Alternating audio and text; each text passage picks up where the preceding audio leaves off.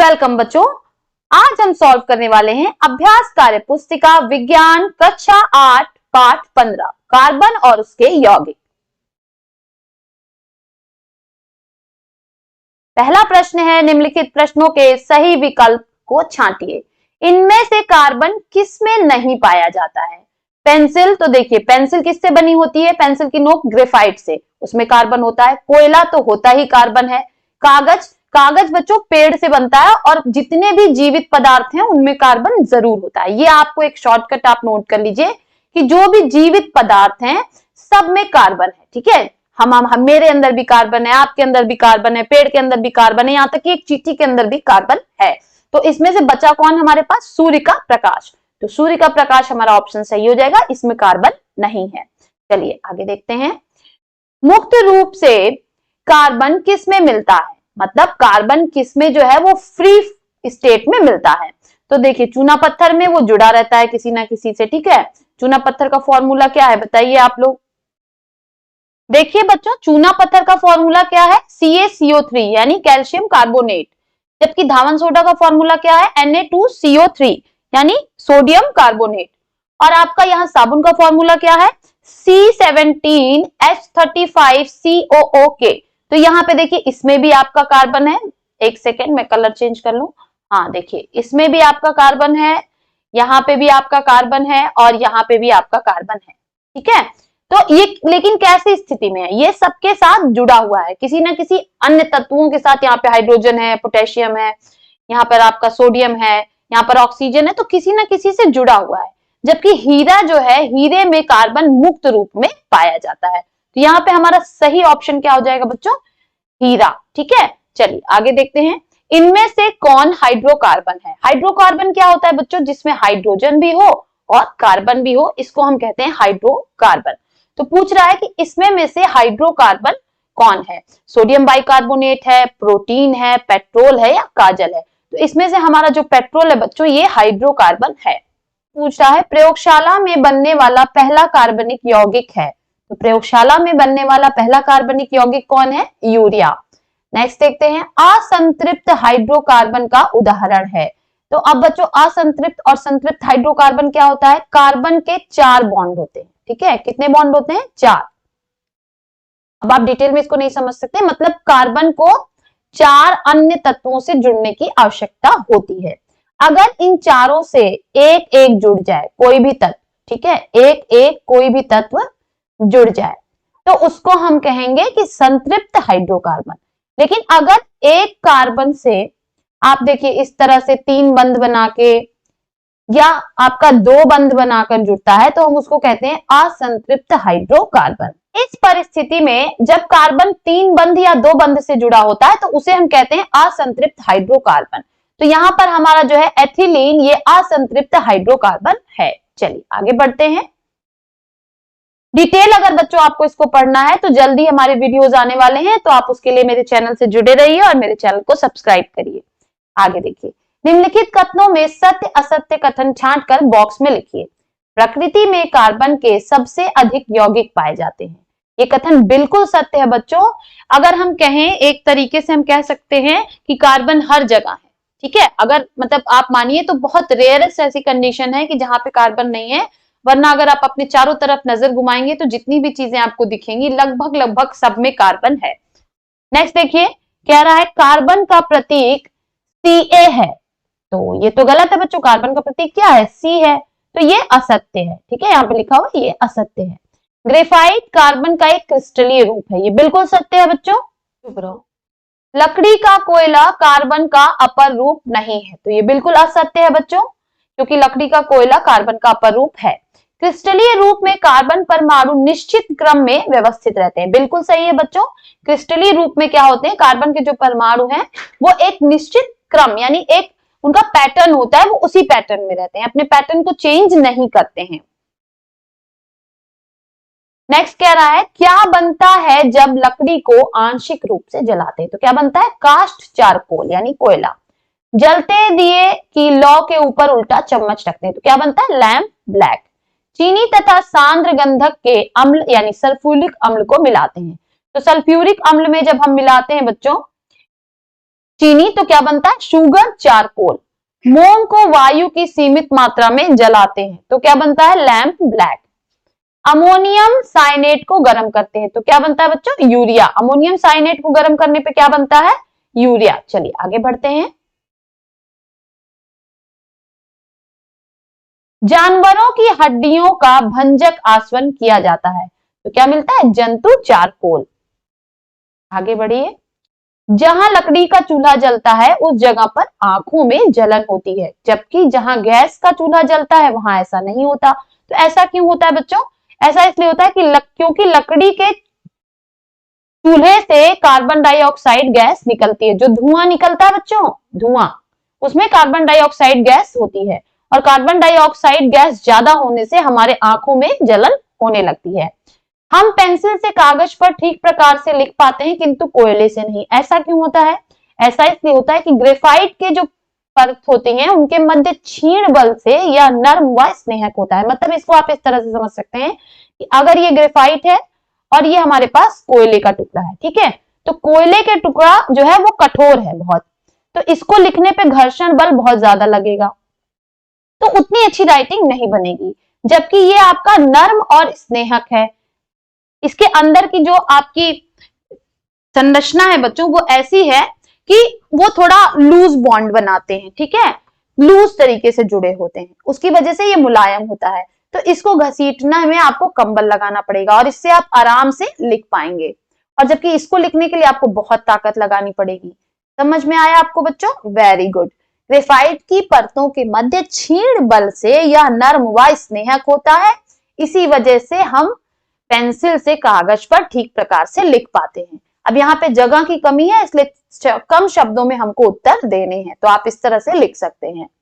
हीरा क्यों सबसे कठोर प्राकृतिक पदार्थ है। अब हीरा क्यों कठोर है, इसका मेन जो कारण है वो है कार्बन परमाणुओं की चतुष्फलकीय व्यवस्था के कारण। भाई अभी मैंने ऊपर समझाया ना, का क्या होता है, जब कार्बन के जो अणु है वो एक दूसरे से ऐसे टाइटली बॉन्डेड हो जाए कि उनको हिला पाना मुश्किल हो, तो उनके जो संरचना बनती है चतुष्फलकीय, ऐसे कि चारों तरफ से टाइट होते हैं, उनके चारों बॉन्ड अलग अलग कार्बन से जुड़े होते हैं, उसकी वजह से हीरा जो है वो सबसे कठोर प्राकृतिक पदार्थ होता है। नेक्स्ट कह रहा है कोयले की खानों में विस्फोट क्यों होता है। अक्सर आपने न्यूज में सुना होगा कि कोयले की खान में विस्फोट हो गया, तो वही पूछ रहा है कि ऐसा क्यों होता है। तो बच्चों कोयले की खान में एक गैस बनती है जिसे हम कहते हैं मीथेन गैस, और मीथेन गैस बहुत ज्वलनशील होती है। इसी वजह से कोयले की खानों में अगर जरा सी भी चिंगारी हो या मीथेन गैस की लीकेज हो जाती है तो वहां पर विस्फोट हो जाती है। सेम कंडीशन होती है बच्चों सीवर लाइन में।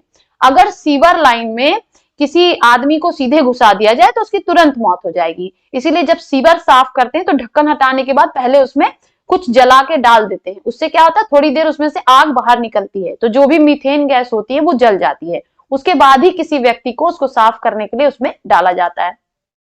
फिर भी उनके मरने के चांसेस बहुत ज्यादा होते हैं।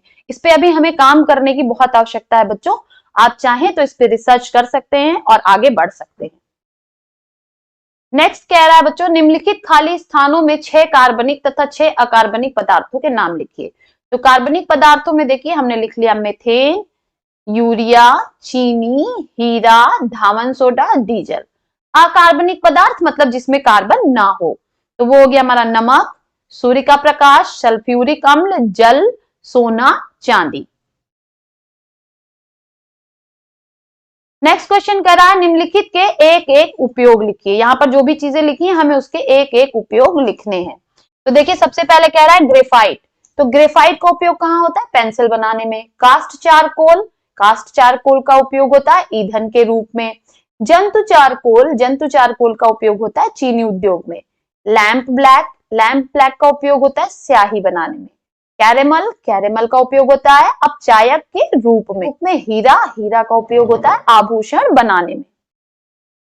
नेक्स्ट कह रहा है स्तंभ का तथा स्तंभ खा को सुमेलित कीजिए। फुलरीन, फुलरीन का संबंध किससे है, फुटबॉल जैसी संरचना से, इसके नाम में ही है। नेक्स्ट है पेंसिल, पेंसिल का संबंध किससे, ग्रेफाइट से, ग्रेफाइट से पेंसिल की नोक बनती है। फिर है हीरा, हीरा क्या है बच्चों, हीरा पारदर्शी होता है। यहाँ पे जो ऑप्शन है हमें उन्हीं से उसको मिलाना है। फिर नेक्स्ट हमारा है कह रहा है लैंप ब्लैक में कार्बन 98 से 99% तक होती है। मेथेन सरलतम हाइड्रोकार्बन है।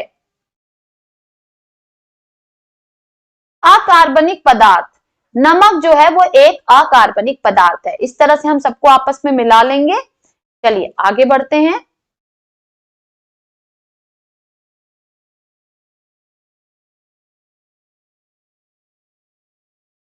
नेक्स्ट है उपयुक्त शब्दों से खाली स्थान को भरिए। यहाँ पे हमें कुछ शब्द दिए हैं, उन्हें हमें यहाँ पर फिलिंग द ब्लैंक्स में भरना है। मिट्टी का तेल, लकड़ी, कोयला, द्रवित पेट्रोलियम गैस यानी एलपीजी डैश के उदाहरण है। तो ये सब किसके उदाहरण है? यहाँ से देखिए हमें दिखा हुआ है घरेलू ईंधन, तो यहाँ पे हम भर देंगे घरेलू ईंधन के उदाहरण है। गोबर गैस डैश गैसों का मिश्रण है। तो यहाँ पे देखिए दिया हुआ है हमारा CH4 प्लस CO2 यानी मेथेन प्लस कार्बन डाइऑक्साइड का मिश्रण है। नेक्स्ट कह रहा है डैश ईंधन का आवश्यक अवयव है। तो कौन है बच्चों? कार्बन ईंधन का आवश्यक अवयव है। गन्ने की खोई का प्रयोग मिल में किस रूप में होता है? यहाँ पे हमें क्या भरना है? बॉयलर में होता है, मतलब उबालने के लिए गन्ने की खोई का इस्तेमाल चीनी के मिल में होता है। रॉकेट ईंधन के रूप में डैश का उपयोग करते हैं। किसका उपयोग करते हैं बच्चों? द्रवित हाइड्रोजन का उपयोग हम करते हैं। चलिए आगे बढ़ते हैं। एक मोमबत्ती चित्रानुसार जलाइए, बारीकी से अवलोकन करिए तथा निम्नलिखित प्रश्नों के उत्तर दीजिए। ये एक्सपेरिमेंट आप बच्चे अपने घर पे करके देख सकते हैं। मोमबत्ती में क्या जलता है? मोम, धागा या दोनों? तो बच्चों मोमबत्ती में दोनों जलता है, मोम और धागा दोनों। अब मोम पिघलता भी है लेकिन साथ साथ मोम थोड़ा जलता भी है। तो हम यहाँ पे ये नहीं लिख सकते कि केवल धागा जलता है, थोड़ा मोम, थोड़ी मात्रा में मोम जलता भी है। तो हम लिखेंगे मोम और धागा दोनों। नेक्स्ट कह रहा है मुख्य रूप से जलने वाला पदार्थ किस अवस्था में होता है? ठोस, द्रव अथवा गैस? तो बच्चों जलता तो पदार्थ तीनों अवस्था में। मोमबत्ती की लंबाई धीरे धीरे क्यों कम हो जाती है? मोम के पिघलने के कारण मोमबत्ती की लंबाई जो है वो धीरे धीरे कम हो जाती है। धीरे धीरे फूंक मारने पर मोमबत्ती नहीं बुझती, किंतु जोर से फूंक मारने पर वह मोमबत्ती बुझ जाती है। क्यों? ऐसा इसलिए होता है क्योंकि जोर से फूंक मारने पर बत्ती तथा मोमबत्ती के मोम का ताप, समझिए ये मोमबत्ती है जल रही है, इसको हमने धीरे फूंका तो क्या हुआ? हल्का सा लड़खड़ा के रह जाती है। पर जब हम इस पे तेज से फूंकते हैं, खूब तेजी से हवा करते हैं, ठीक है, देखिए तो क्या होता है? मोमबत्ती के मोम का ताप, मतलब यहाँ के जो ये मोम है आपका, इसका यहाँ पे जो मोम है उसका ताप और इस बत्ती का ताप क्या हो जाता है? ठंडी हवा के झोंके की वजह से कम हो जाता है और मोमबत्ती बुझ जाती है। निम्नलिखित गद्यांश को दिए गए शब्दों से उचित प्रकार से पूरा कीजिए। कार्बन डाइऑक्साइड, धुआं, सांस, स्वच्छ कार्बन, प्रदूषित पेड़ पौधे, सौर ऊर्जा। इन्हीं को बच्चों हमको यहाँ पे भरना है। तो चलिए हम भर लेते हैं। लकड़ी के स्थान पर एलपीजी एक कैसा ईंधन है? स्वच्छ ईंधन है। तो आप यहाँ भरेंगे स्वच्छ ईंधन है। खेतों में गेहूं के पुआल, पराली को जलाने से वायुमंडल में कार्बन डाइऑक्साइड की मात्रा बढ़ जाती है। नेक्स्ट, जिससे सांस लेने में तकलीफ होती है। उद्योगों की चिमनियों से निकला धुआं, यहाँ पर हम भरेंगे धुआं, भी वायु को प्रदूषित करता है। ग्लोबल स्तर पर पृथ्वी के ताप में वृद्धि का मुख्य कारण कार्बन गैस ही है। इसको कम करने के लिए पेड़ पौधे लगाना तथा सौर ऊर्जा को ईंधन ऊर्जा के विकल्प के रूप में प्रयोग करना चाहिए। तो इस तरह से हम इसको भर लेंगे बच्चों।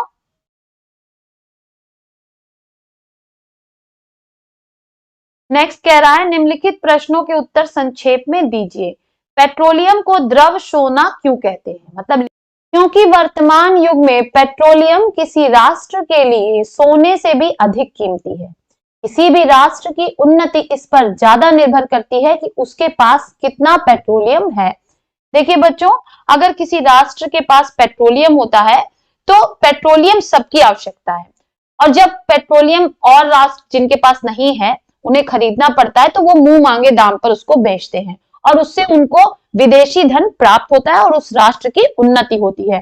तो इसीलिए वो सोने से भी ज्यादा कीमती है, क्योंकि सोना तो एक बार की आप खरीदिए मत खरीदिए, लेकिन आज के डेट में क्या पेट्रोलियम के बिना हम चल सकते हैं? बिल्कुल नहीं चल सकते। हमारी सारी गाड़ियां, हमारे एरोप्लेन, हमारे जितने भी ट्रेन हैं, अब कुछ को बिजली में कन्वर्ट किया जा रहा है, लेकिन ज्यादातर किससे चलते हैं, डीजल से या पेट्रोल से। तो इसलिए पेट्रोलियम बहुत इंपॉर्टेंट है किसी भी देश की उन्नति के लिए। चलिए आगे बढ़ते हैं, नेक्स्ट क्वेश्चन पे चलते हैं।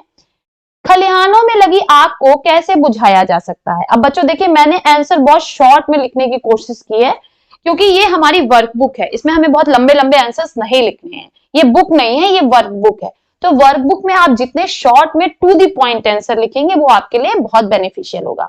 देखिए, इसमें हम 3 तरीकों से आग को बुझा सकते हैं। देखिए, पहला क्या कर सकते हैं, जल या बालू डालकर। दूसरा, दहनशील पदार्थों को वहां से हटा दिया जाए, मतलब जैसे अगर एक खलिहान में आग लगी है तो उसके बगल तक ना पहुंचे, उसके पहले ही हमको वहां के सामान को हटा लेना है। तीसरा जो तरीका हम इस्तेमाल कर सकते हैं वो बच्चों, आग बुझाने के यंत्र का भी हम इस्तेमाल कर सकते हैं। अब आग बुझाने के यंत्र का मतलब यहाँ पे है कि आप अग्निशमन वालों को भी बुला सकते हैं, या आपके पास अगर है फायर एक्सटिंग्विशर तो आप उससे भी बुझा सकते हैं छोटी मोटी आग को। चलिए आगे बढ़ते हैं। नेक्स्ट कह रहा है कि एलपीजी में एथिल मरकैप्टन क्यों मिलाया जाता है? एथिल मरकैप्टन एलपीजी में क्यों मिलाया जाता है? अब अगर आपके घरों में गैस होगा तो अगर कभी गैस जरा सा भी लीक होता है तो आपको एक बहुत गंदी सी स्मेल आने लगती है, वही स्मेल जो है वो एथिल मरकैप्टन है। इस तरह से आप समझिए कि जैसे अगर गैस कभी भी आपके घर में खुली रह जाए तो आपको जब वहां पे आप जाएंगे तो एक अजीब तरह की बहुत तेज सी दुर्गंध आती है, तो वो होती है एथिल मरकैप्टन। उसी को हमको अपने शब्दों में लिखना है। एलपीजी के रिसाव का पता लगाने के लिए इसमें गंध वाला पदार्थ के रूप में एथिल मरकैप्टन को मिलाया जाता है, ताकि जब भी रिसाव हो तो हमें तुरंत पता चल जाए। और इससे क्या आती है, इससे मरे हुए चूहे जैसी दुर्गंध आती है। चलिए इसको आप याद रख सकते हैं। आगे देखिए, उदाहरण को देखते हुए हीरा तथा ग्रेफाइट से सही तीर लगाकर सूची का मिलान कीजिए। तो ग्रेफाइट से पहले हम मिला लेते हैं। तो देखिए, ग्रेफाइट क्या होता है, अपारदर्शी होता है।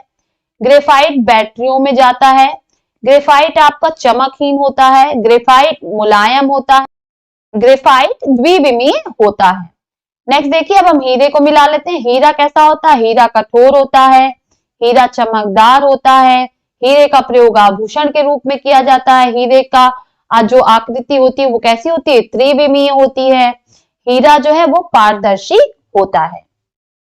नेक्स्ट क्वेश्चन पे चलते हैं बच्चों। नेक्स्ट हमारा क्वेश्चन है, कह रहा है खनिज पेट्रोलियम के प्रभाजी आसवन से प्राप्त होने वाले विभिन्न उपयोगी अवयवों को उनके कार्बन परमाणु संख्या से मिलान कीजिए। मतलब जब पेट्रोलियम हमें मिलता है तो आप सोचते होंगे कि पेट्रोलियम खोदते हैं सीधे पेट्रोल मिल जाता है, डीजल मिल जाता है। ऐसा नहीं होता बच्चों। जब हम जमीन के अंदर से खनिज पेट्रोलियम को निकालते हैं तो उसमें ये जो सारी चीजें यहाँ पर आपको लिखी हुई दिख रही हैं, ये सारी उसमें होती हैं। उसका हम करते हैं प्रभाजी आसवन। प्रभाजी आसवन क्या होता है, उसको अलग अलग टुकड़ों में तोड़ लेते हैं। अब डिटेल में हम नहीं जाएंगे। उसको तोड़ने पर जो कार्बन के संख्या के आधार पर हम उसको डिवाइड करते हैं कि जिसमें कितने से कितना कार्बन है तो वो क्या बनेगा, तो वही हमको यहाँ पे ढूंढना है। चलिए हम मिलान कर लेते हैं। डीजल में कितने होने चाहिए, 14 से 20 कार्बन परमाणु संख्या होनी चाहिए। फिर नेक्स्ट है हमारा बिटुमन। तो बिटुमन में कितनी होनी चाहिए, बिटुमन में देखिए 20 से अधिक होनी चाहिए। नेक्स्ट हमारा है एलपीजी। तो एलपीजी में कितनी होनी चाहिए, 1 से 4 होनी चाहिए। नेक्स्ट हमारा है पेट्रोल। पेट्रोल में कितनी होनी चाहिए, 5 से 10। पेट्रोल में कितनी होनी चाहिए, 5 से 10। फिर है हमारा नेफ्था। नेफ्था में कितना होना चाहिए कार्बन परमाणु संख्या, 8 से 10। चलिए आगे बढ़ते हैं। नेक्स्ट कह रहा है ज्वलन ताप के संदर्भ में स्पष्ट कीजिए कि किस प्रकार कागज के कप में जल को गर्म कर सकते हैं। ये बड़ा इंटरेस्टिंग एक्सपेरिमेंट है बच्चों, और ये बहुत जल्दी आपको मेरे चैनल पे देखने को मिलेगा। इसमें करते क्या है बच्चों, एक इस तरह से फनल लेते हैं जिसके ऊपर कागज का ऐसे कप बनाते हैं। अब ये कागज नॉर्मल कागज नहीं होता, थोड़ा मोटा कागज होता है, और उसमें हम पानी रखते हैं और उसको आग के ऊपर ले जाते हैं। तो होता क्या है कि कागज को जब हम जलाने की कोशिश करते हैं तो कागज जलने से पहले उसके अंदर जो पानी है, यहाँ पर जो पानी है बच्चों, ये एरिया जो है, ये पानी जो है वो गर्म होने लगता है। अब ये एक्सपेरिमेंट इस फॉर्म में नहीं, लेकिन दूसरे फॉर्म में मेरे चैनल पर अवेलेबल है। एक बच्चे ने इस तरह की बॉटल ली हुई थी और उस पे कागज लपेटा हुआ था, उसको वो जला रहा था लाइटर से, लेकिन वो कागज जल नहीं रहा था। वो वीडियो आप मेरे चैनल पर देख सकते हैं। तो अब इसी का हमसे पूछ रहा है कि ऐसा क्यों होता है और हम कैसे कागज के कप में जो है वो गर्म कर सकते हैं। तो आइए हम इसको समझ लेते हैं। अब कागज के कप को दी जाने वाली ऊष्मा चालन द्वारा जल में चली जाती है, अतः जल की उपस्थिति में ताप कागज के ज्वलन ताप तक नहीं पहुंच पाता, इसीलिए कागज नहीं जलेगा और कप में जल को गर्म कर सकते हैं।